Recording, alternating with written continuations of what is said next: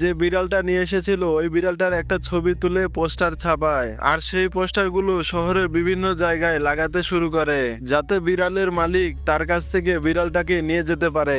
আর সেই সময় রাস্তায় কোনো মানুষ কোনো গাড়ি সে কিছুই দেখতে পায় না, তবুও সে এইসব কিছু খেয়াল না করে তার বাসায় চলে আসে।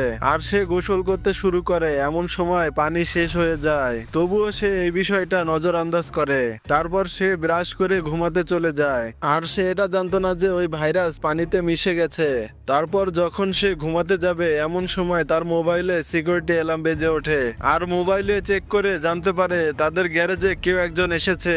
তখন সে তাড়াহুড়া করে চেক করতে যায়, আর গিয়ে দেখে তাদের গ্যারেজের দরজাটা খোলা। আসলে সে নিজে গ্যারেজে তালাটা মেরেছিল, কিন্তু কেউ তালাটা খুলেছে।